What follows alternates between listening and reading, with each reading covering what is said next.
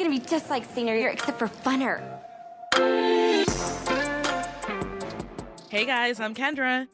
Hi, I'm Mercedes, and this week we're talking about the most iconic movie musical, Grease. Oh, I'm so excited. I'm so excited. But before we begin, guys, we'd like to dedicate this episode to Olivia Newton-John, who passed away on Monday, August 8th. Thank you for giving us one of the best musicals of all time that will impact generations to come. Sending love to all her fellow fans Yes. and loved ones. And it's honestly wild timing because we already had this episode scheduled prior. So over the weekend, we were watching it. So we were already in the mindset of raving about Grease anyway and really like soaking in Olivia Newton-John's impact. So this is just a really special one. It is a really special one. We're very excited. But first, Mercedes, we have to kick it off with our celebrity crush of the week. Who are you crushing on this week? So mine is Chris Messina for no Stop. reason. He's just so He's hot. so hot, but he stays hot. Like consistently. know. Yeah. Over decades, he stays hot. I'm like, what Yeah. is this man? What is he? Oh my God. I frequently rewatch the Mindy Project, as you know, and every time I'm just like, man, he's just beautiful. Have you seen his like indie projects? I've seen some of them and like consistently through the decades, he's just so good looking. Just so good looking. Also, all of his indie projects like are all on Hulu. I think Hulu just really likes him too. Hulu also has a crush on Chris Messina. Oh, yeah. So Does he's it? so fine. I love your choice this week, Mercedes. You made me happier than my choice Thank you. this week. Who's your choice? Okay, so it's Will Poulter. I don't know if you've seen him recently, but Yeah. Homeboy got buff. Homeboy got in shape. Huge. He is huge now, and it's so weird because there's so many photos on the internet of a side by side between him and like the vacation movie that he did, Yeah. the Miller Family Vacation. What was that family? That We're movie the that, Millers. like Jeffrey We're the Aniston. Millers. Yeah, Yeah. and then like him now, and I'm like, he is literally night and day. Somehow he got buff and he got more tan. I don't know. He's just He definitely has the spray tan going on. Like he's a little orange. He's a little orange, but it's so funny. So here's the thing. He may have a girlfriend, and I'm pretty sure she's black. And yes, I'm super sad about the fact that he has a girlfriend, but I just feel like when one black woman wins, we all win. So I am not even mad. I'm like, you get yourself a black girl. There you go. Yes, we love it. We love it. We love a good interracial relationship. We're going to move over to TLDR. We like to recap the movie for anyone who hasn't seen it. Warning, there are spoilers ahead. If you haven't seen Grease, there is literally no hope for you. But also, you can watch it on Paramount Plus. Take it away, Mercedes. Yes, so it's the summer of 1958. Danny Zuko, played by John Travolta, and Sandy Olsen, played by Olivia Newton-John, meet at the beach and fall in love. She's visiting from Australia, and they must end the summer romance before she leaves. Danny assures her that it's just the beginning for them, and boy was he right. Now school is back in session, and Danny's greaser gang, the T-Birds, Kaniki, Duty, Sunny, and Putzi, it's crazy, funniest names, are reunited at Rydell High, along with the girl crew, the Pink Ladies, Marty, Jan, Frenchie, and Rizzo. And they're all ready to rule the school. Unexpectedly, Sandy enrolls at Rydell and befriends Frenchie, and has no clue Danny is at the same school. As Frenchie tries to have Sandy join the Pink Ladies, her friends are hesitant because of her sweet and wholesome look. But when they learn of her summer romance with Danny, they arrange the two to reunite, but it all goes wrong because Danny is acting differently in front of his friends. While Sandy tries to move on and date a jock, Danny's guilt builds and tries to slowly change his persona to be who Sandy wants him to be. All the while, the rest of the group have their own dramas, like a pregnancy scare, beef with the rival greaser gang, and dropping out of school. Sandy hasn't gotten over Danny and goes to the school dance with him, where she's pushed to the sidelines when a girl from Danny's past steals him on the dance floor. Danny tries to apologize at the drive-in, but ends up making things much worse, and Sandy ends the relationship. Now it's the day of the T-Birds car race against their rival gang, and Danny ends up having to drive the car. Sandy lovingly watches from afar as Danny celebrates his win, and then asks friends to help her change her style. On the last day of school, Danny shows up at the senior carnival in a Letterman sweater to impress Sandy, and Sandy ends up shocking everyone with the most iconic makeover ever, and the two are now back together and ride off into the sky in love. In love. This is a 1978 movie written by Jim Jacobs, Warren Casey, Bronte Woodard, and Alan Carr, with the latter also producing Grease 2. It's directed by Randall Kleiser, who also produced The Blue Lagoon. Ooh. I know. You know what's so funny about the ending of this movie is like Danny changes to impress Sandy and Sandy changes to impress Danny. And once he sees her, he's like, "Oh, I guess I don't have to do this anymore." Like, Yeah, immediately takes it off. he's like, "Abort mission." Like, I love when he's just like, because he has like the greaser base foundation outfit on and then the Letterman sweater. And that Yeah. blend to me is just so perfect. Oh my God. it's a vibe. It's a vibe nowadays. Oh yeah. This man. I have much to say about him later. This movie is so crazy. Did you know the soundtrack was the second best-selling album of 1978 and beat out for the #1 spot by the soundtrack of John Travolta's 1977 film Saturday Night Fever? That's so funny. I actually read that he started filming Grease something like 3 days after he wrapped Saturday Night Fever. Oh my gosh. They were, He like, was back to back. dancing all over the place. I mean, he was already like in shape. Might as well just like keep going, instead of having to train all over again. Gorgeous. Gorgeous. Rosetta's my favorite character, and the hickeys that she has on her neck are real. Jeff Conaway, who played Kaniki, insisted on implying them himself. How funny course. is that? Such a She player. really got a hickey from Kaniki. Yeah. Living the dream. They were real. They were real. So, Hopelessly Devoted to You was actually nominated for Best Original Song at the Academy Awards. And I just learned this a couple days ago that Olivia Newton-John was sick when she had to perform it at the award show. And she still gave a stunning performance, even though she had a 102-degree fever. You know what's crazy too is I actually read that this song was written and recorded and filmed after the movie had already wrapped. I think my like Olivia gosh. Newton-John went back and like made a case that she needed to have her own song. And so one of the writers like went and like worked on that song or something along those lines, which is crazy. So that the fact that it And was it's nominated the for an Oscar. best song. It is. Ugh, It's also funny that most of the cast were in their 30s while filming. Mercedes, so I want old. I want this elixir that everyone is drinking to make them look like high school students in their 30s because there's no But way they that don't would fly look with like me. high school students. Sunny has a like full on like 30-plus-year-old afternoon shadow on his face. He Like, does. He does. he's so old. He is very old. I also found out that the cast, like the entire cast, chewed 100,000 pieces of gum during the shoot, which was about 5,000 pieces a day. Like if you Oh my notice, everyone is God. always like smacking their gum in every scene. I'm like, it I makes love sense. it. It makes sense.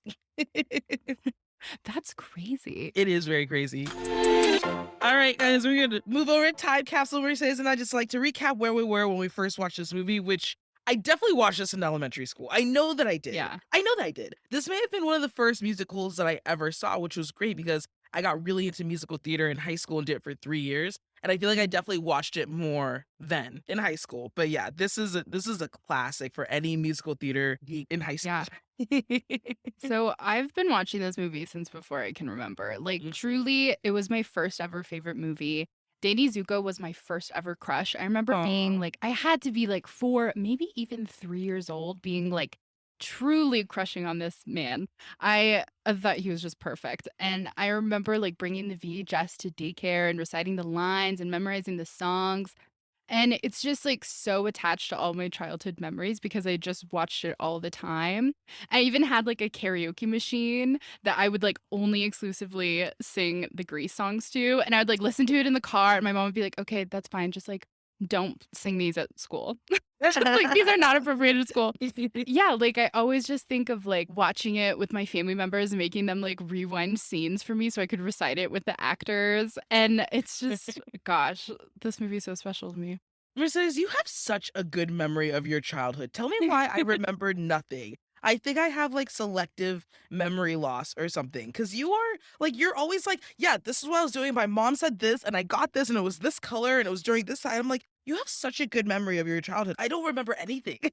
I have a good memory, and then there's certain years where I'm just blank on, and then I'm like, what happened during that? Like, what was going on? Because I have such a good memory that like I should remember this. Yeah. My goodness. I'm very impressed. I'm like on track for like early onset dementia. I cannot remember. No.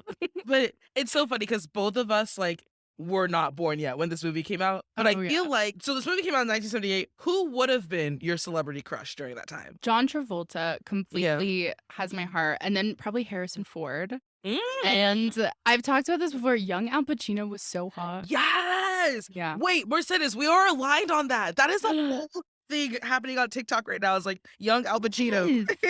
Yes. Beautiful, beautiful man. Beautiful. Mine would have been Dustin Hoffman and Robert De Niro, actually, because that was like Raging Bull, Deer Hunter era, and then Mhm. also like The Graduate too, just like came out like late 60s or Yeah. early 70s. I don't know. I feel like I would have just loved them. Also, Dustin Hoffman just used to have the smile to die for, to I mean, absolutely. there were so many hotties, like Paul Newman, Robert Uh, Redford, but they were already like older by 78. They were like in their 50s. So Clint Eastwood, young Clint Eastwood was very fine. he's never been the vibe for me. Oh wow. Okay. Okay. Yeah. Respect. I Respect. respect you. I respect you Guys, there. it's time for the Rom-Com Hall of Fame. But of course, Mercedes, we gotta roast this movie as much as we love it. I got some things to say. There's a lot to roll. The lingo used here is just so weird. And I think what is so funny about the concept of linguistics is the fact that there is a time in which most of the United States spoke a certain word. And then there is another point in time where there's a generation that's never even heard of that word. I feel like that just Yeah. blows my mind, you know? Especially with a movie like this, because I think some slang, because obviously this is like a very like romanticized, fantastical version of like what the 50s were. And it was Mhm. made in the 70s. So I'm like, okay, is this 70s slang that just like Mm. got thrown into the screenplay? Or is this 50s slang? Or is this just like made up 50s slang? Yeah. Like, of like, okay, this is like what they would have said ideally. You know what I mean? Yeah, absolutely. What's your roast? Oh my God. So obviously, like my first roast is just like changing yourself to impress or please a guy is just not okay. But also, like her outfit at the end is so iconic and she looks like a literal Barbie. Like, truly, a Barbie was probably modeled after Olivia Newton-John. You think so? I mean, like every time I look at her, I'm like, that's a Barbie. Yeah. So I have to accept the makeover, you know? Like, obviously, like in my heart, I'm like, yeah, you don't need to change yourself that drastically for anybody. But at the end of the day, you look glamorous. I have a question for you, Mercedes. So, at the end of the movie, obviously, yes, Sandy changes for Danny, but she's also like, listen, you got to step up because this is a Yeah. job that I need. She set expectations. What do you think about in that situation of like her not still being like, yeah, I'm going to change for you and also just let you treat me however you want? It's like, no, I'm going to change for you, but you need to change for me. Like, she's also requiring him to change. She's like, you need to step up. You need to be better. I mean, that's on him to follow through because is he really listening when he's singing along? No one knows. That's very true. That is very true. Okay, I don't know if you noticed this. This movie is very, very bright. It's very bright on screen. Oh, When you white? purchase it. There are no black people in here. Is Cha Cha supposed to be Latinx? She is. And that my next criticism goes along with what you're saying too. Yeah, it just I feel like not even the extras in the dancing sequences. No one is No. black, and this is after integration. So Yeah. like, why is your high school still so very, very white? I think there's one black guy who's playing in the band during the dance competition. He's like carrying the load for the rest of us because we don't see another one before or after that. Only one. No, like it is such a white movie. And with such a large cast, you'd think, like, come on, like not even your like the background people, nobody. Like Mhm. that's very sad. But again, it was the 70s, so on-screen representation wasn't really a thought crossing people's minds a lot of but at the same time, it's like, come on. Or it I took don't know. place in the 50s, right? Because you said that at the beginning. Yeah. Okay, I guess that makes sense. If it took place in the 50s, still. Yeah, literally the only non-white representation slightly is Cha-Cha, and then she's like the sexualized villain. So you're just like, okay, this is Yep. what we have, this movie. Yeah. The breadcrumb. It's just one. I feel like I've been saying this as much as I love Rizzo. It's crazy how every high school movie had to have like the designated slut, essentially. Like someone always got knocked up or slept around. And it's a trope that pretty much all rom-coms had at the time. And I'm really happy that rom-coms no longer have that trope because I don't think it's necessary at all. I don't know, like everyone's high school experiences are so different. And what I love about Rizzo is that she really takes command over her own sexuality, which obviously isn't the case for a lot of young girls. A lot of that is like pushed upon you and like pressured upon you. So that's what I really love about Rizzo. Like she is a really just like strong character, despite being like over sexualized through this whole movie. Mhm. So, yeah, and I mean, like, I don't know, high school. Wasn't doing any of this stuff in high school. I had a very I different. mean, neither was I, but it doesn't mean it wasn't happening, and so many of my friends, you know? So it's just, like, part of the part of the experience for some people. Another thing I have to say about this movie is there's just a lot of instances where, like, consent is just, like, a joke, and, like, a lot of rape culture comes into lyrics, like, in Summer Lovin', a lot of comments from the T-Birds, especially, and then, like, Danny at the drive-in, like, he literally sings a whole ballad because Sandy won't hook up with him. I'm like, "Okay, I love the song. I love that song." But, like, dramatic. And then he's just like, "Why'd you leave?" It's like, "You know why she left, because she was saying no and you were still persisting." Like, Yeah. come on. I mean, that's another rose. It's just like the amount of peer pressure in this movie, like the amount of peer pressure and bullying. I'm very sensitive to bullying, being Yeah. bullied in high school, but like the peer pressure, like the pressure to drink and to smoke and to have sex. I just really hope. It's funny. I was talking to my aunt who has kids in high school recently. She was just telling me that like what I experienced in high school is not really what's happening in like high schools anymore. That was like her take on it of like the crazy lengths that people would go to like bully people because I'm really hoping that this new generation takes mental health and kindness to heart and just like bullying and peer pressure could just be eradicated because everyone finally realizes that's not cool. We shouldn't be doing that. This causes Yeah. trauma and like we should not be causing trauma to people at this And age. just, like, harm. Like, why are you actively trying to harm people? Yeah, exactly. It's a whole thing. Um and I'm curious, Mercedes, because I know we had different high school experiences, but did you ever feel like you were pressured into doing anything? I mean, I really stood my ground. Like, I was invited to the parties, but I wasn't drinking. I wasn't, like, doing drugs, you know? And I, like, went to, like, a really small school anyway, and I don't know, I think I was just, like I was so anxious. I just never wanted to disappoint, like, the adults in my life, whether that be, like, my family or, like, my teachers or anybody. And also, like, my friend group, we were just having fun doing our thing. So, it was, like, didn't even really cross our minds to be like, "Should we do this stuff?" Because like, we were just so, like, happy just together Yeah. that I don't know, like, so I don't really think I ever felt pressured, and also, like, I think I had a pretty, like, healthy experience where, like, my friends who were doing those things weren't necessarily pressuring me. I did have one friend who would, like, drive by my house, like, every Friday and be like, "Let's go to a party," and I'd be like, I'm locking the doors. You are not being let in. I'm not going with you," 'cause I just knew that it was gonna end up bad if I Yeah. was to go with her. But, like, no one was really pressuring me to do things, which I am really happy about because I know that happens to a lot of people. What about you? Yeah, absolutely. Yeah, like everything. So I wasn't going to the parties when I was in high school, but I was just made fun of a lot for just looking different. Like my lips have always been this size since birth. And that's hard. When you're like a listener to this And thing, they're you have to, like, beautiful. thank you. But you have to like grow into them. So I got teased a lot for that. I think I've told this story before, but like my best friend in middle school, Tyler, I went to his birthday party every single year. And freshman year, I had to go to church camp the same weekend that he had his birthday party.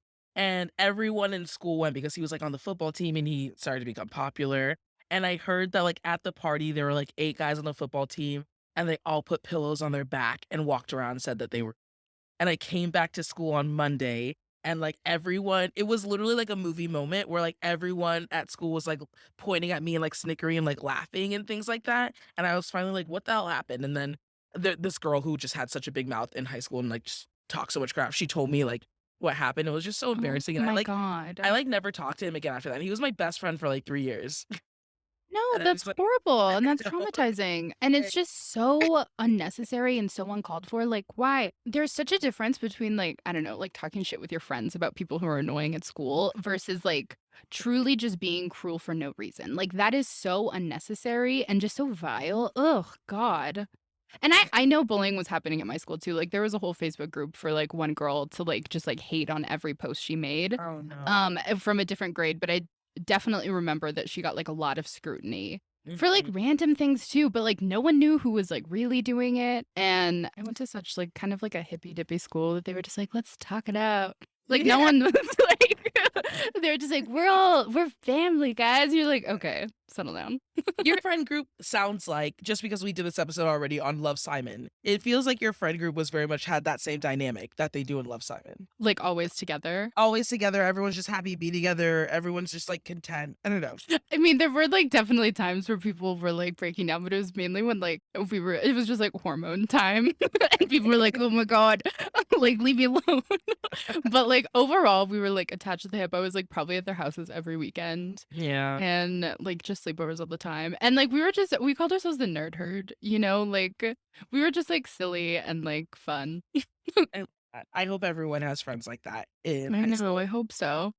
Tell me what your favorite quote is from this movie.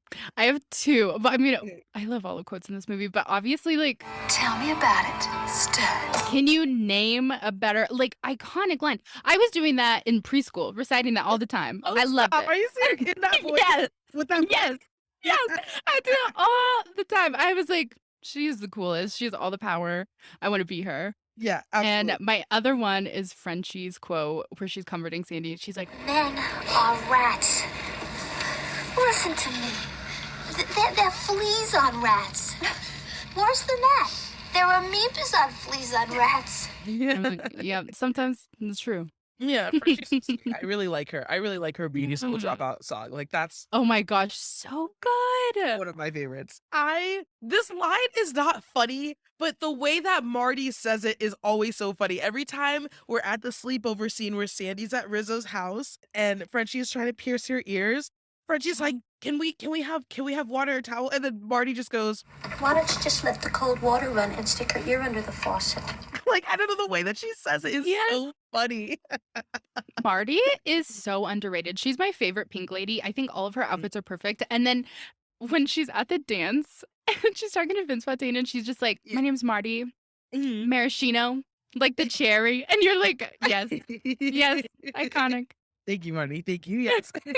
Before we go on, what's your favorite song? I need to know. Oh, okay. My favorite song is Sandra Dee. Like, I love the look at me, I'm Sandra Dee. Every time Rizzo goes into it, I am up and dancing and just like doing like the Elvis. Yes. Like, I love that whole part. You've said some songs that you like, but what is your all-time favorite song? So it changes. I think when I was younger, I loved Summer Lovin'. And now I think just like Hopelessly Devoted to is so heart-wrenchingly beautiful. And I listen to it, I belt it in the car often. And I just think it's the one that like sticks with you. But also like, yeah, I think I would have to say that one. But I could go on and on about the whole soundtrack, really. It's a good one. It's a good one, which leads to my next question. If this movie popped up on your Tinder feed, are you swiping left or are you swiping right? I'm swiping right forever. This is one of my favorite movies of all time and truly just like an iconic film. It had a major impact on so many generations. Like, look at us. Like, we were born like 20 years after this came out and we're still raving about it. And it just, that's what makes it so special. And this movie is so nostalgic for people. And like, we grew up watching it. So it's nostalgic for us, like watching it when we were young, but it's also nostalgic for the time that it came out when it was in the 70s portraying this like very fantastical romanticized version of the 50s. So it just holds this nostalgia in it that's carried through the whole movie. And I just think that's so incredible that it can capture that. And I don't know, just that it has such a wide audience for decades. And it's such a fun movie with obvious flaws that we discussed. And Danny Zuko is like my crush forever. Like, I cannot explain just the impact he made on me. Truly, the first crush ever. Impact. Impact, absolutely. You are totally right. I am swiping all the way right on this movie. This movie is always a good time. The songs are so lively and fun, and the dancing is spot on. And this is just like a family favorite. I feel like there are so many songs on the soundtrack here where you could start singing it at a party and everyone will join in. Everyone just knows it. Like, everyone, it's so fun. It's like this movie has been such a connector, like through generations of connecting people and bringing people together and bringing smiles on people's faces. So I'm very, very grateful for this movie. It is a good time. Oh, that's so special. So good. Guys, we're going to move over to couples therapy. We like to give dating advice for the couples on how they can improve their relationship. And I know you have a lot, Rosie. I'll let you go first. You go first this time. My main thing is obviously just like don't change your whole personality for a guy or for Mhm. anyone just to win their attention or affection, especially someone who's consistently disappointed you for like months. um and so I think that's just like the the one I want to emphasize the most. And with Danny, he's so interesting because he knows his friends are like such losers, but he also like desperately wants their approval and praise, which is why like he doesn't want to risk it with Sandy for so long. And I just think like get over it. Like I don't know, your friends are annoying anyway. And like you know that they're dumb. Like I 100% agree with you. Like, also, too, don't give in to peer pressure to fit in with friends and don't yeah. ever let a man disrespect you because that will set a precedent. Mercedes, I need to tell you this story because I, even just thinking about it now, I'm heated. And I cannot properly place my anger, but this is what happened. I've been thinking a lot about what it means to set precedents in relationships. And what that means is I came across this article in the New York Times that I just have to talk about because, like I said, I'm so angry. This woman, she is 34 years old. She has her master's. She has like a good life. She's on Hinge and she meets this 44-year-old man. And they like talk for a little bit and then decide to set up a date. He cancels on her twice. On the third attempt, they finally meet up and he takes her to Popeyes on their first date. Mm, And I guess they had like a good conversation because she was like, "Oh, we're going to get married, right?" And he just like couldn't see it at the time. He ends up like 6 months later, like she sets this precedent. She's like, "Listen, if we're going to do this, this is how the timeline is going to be." She sets a precedent. He moves in with her 6 months later because she has her own place, she has her own job. And then his friend buys an engagement ring. Like he didn't even buy an engagement ring for her, proposes, and they get married. And the caption on this freaking photo that the man posted from their wedding day. Like when normal people get married, they're like, "Oh, I can't believe I married my best friend. This is the best day of my life. I love you so much. You're beautiful. I can't wait to do life with you." Like things like that. This man, his caption was, "Met on Hinge and the rest was history. Never had any pressure to take her on fancy dates or treat her nicely. Like just good old like alignment on goals and values." oh And my the god. internet has been blowing up. Wait, is this the caption that was just like, "You're not the prettiest or the smartest," No, but I know what oh you're my talking god, about, though. that was I another one that I was like, "These men are that's bogus." the internet is going wild because everyone is like, first of all, if a man cancels on you twice, you're not getting a third chance. And it's also Uh, the fact that like this is evident of like a low effort man getting married finally. And the reason I'm talking about this is because,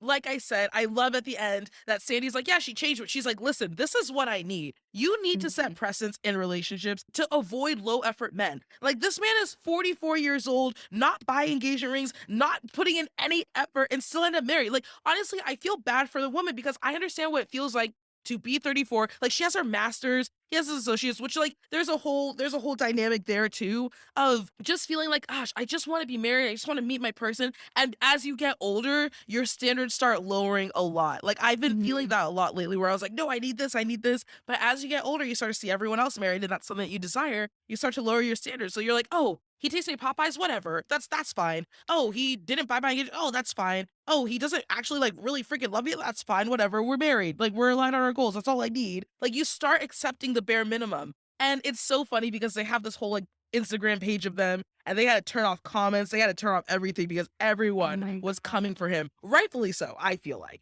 But Yeah. I mean, that makes me so sad for her just because I don't know, like I never want to be in the position to just like get married for the sake of saying that I'm married, you know? There's like a viral video of Tracy Ellis Ross going around right now of her being like, "I don't need a man in my life unless he's really actively going to elevate it." And she's like, "And I haven't found that, so I'm just going to collect lovers as I go right now. And if I don't find that, then I don't find that because my life is like amazing as is. So why am I going to allow someone into my life to disrupt that? I yeah, want them to elevate it and expand it," which I totally absolutely. agree with. Like I think as you get older, you're so much more self-aware.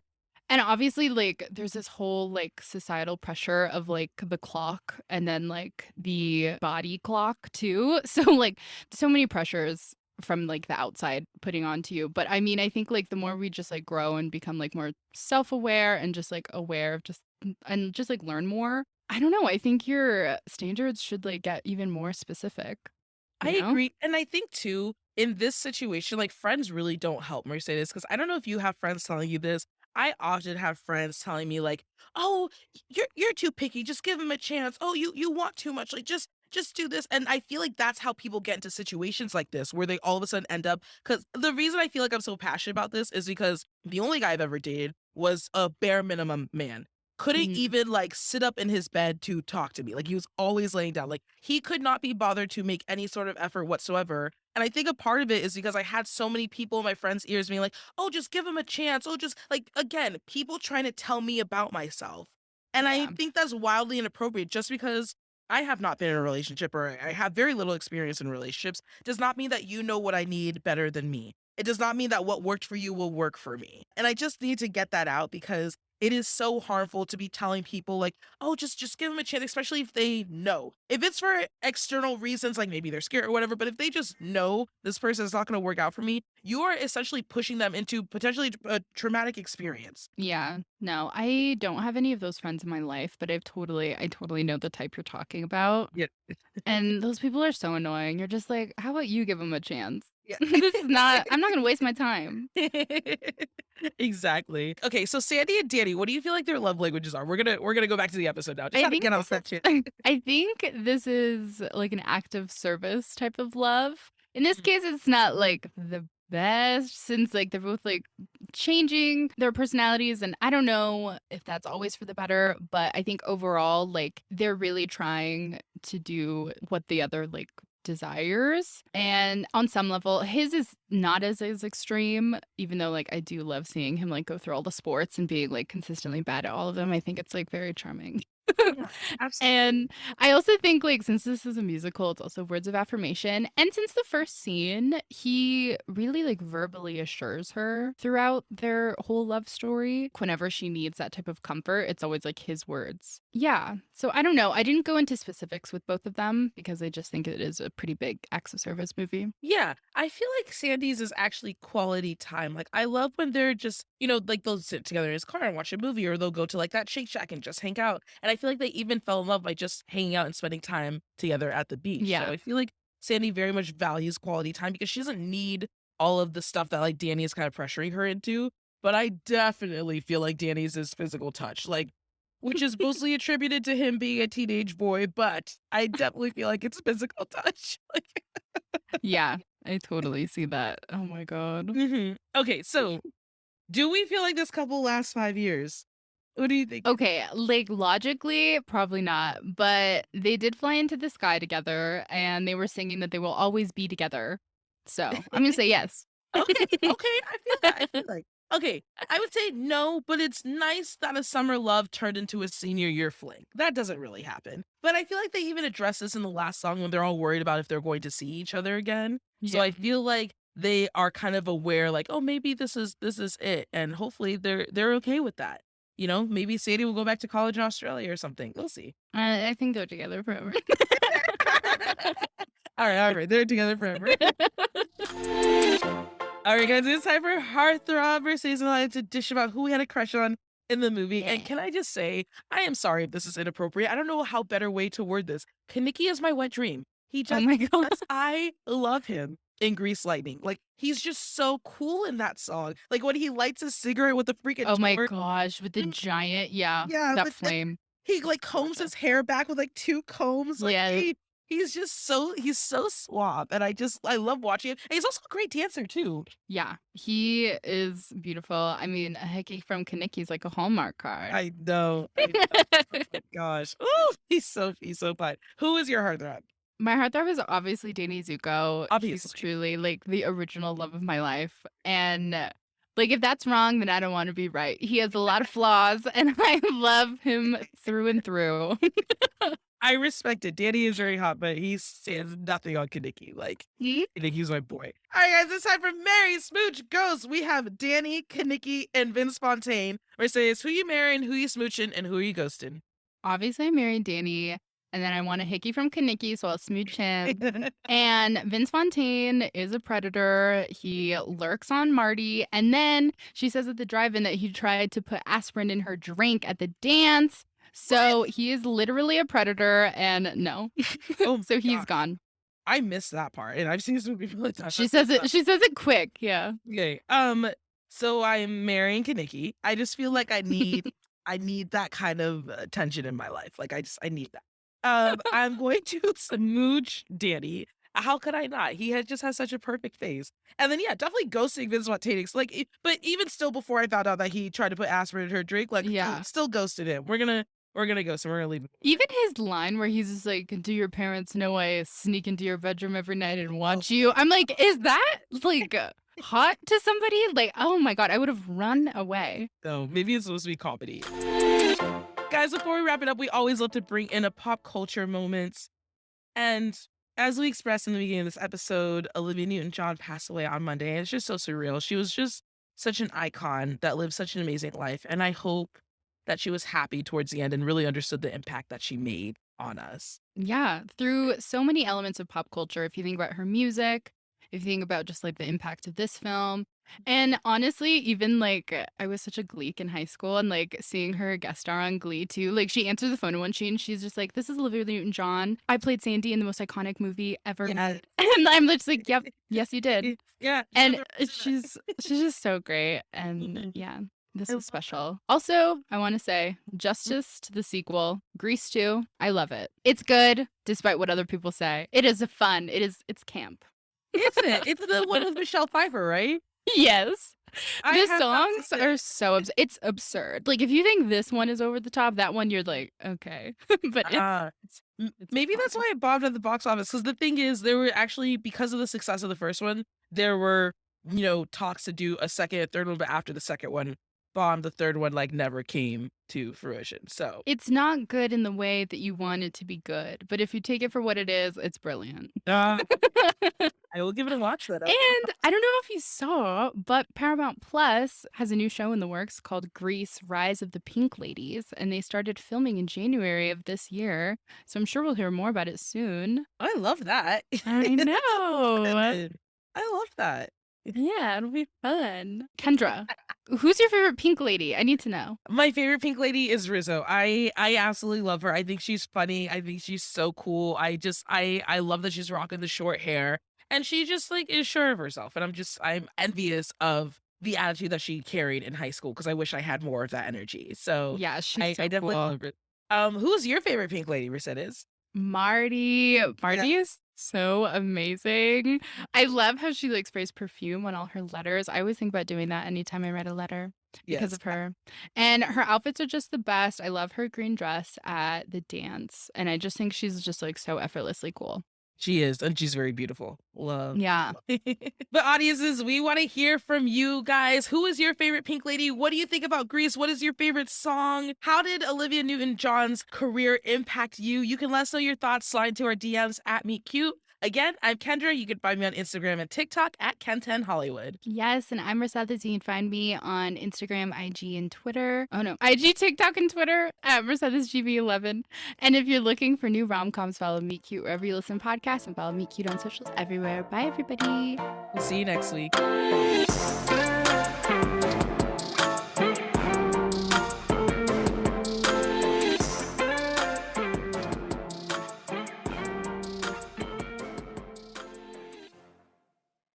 Hi, Meet Cuties. We're so excited to let you know that you can now binge our newest series, Influence, exclusively and ad-free on Wondery Plus. It's Meet Cute's modern adaptation of Jane Austen's Persuasion, and we know you're going to love it.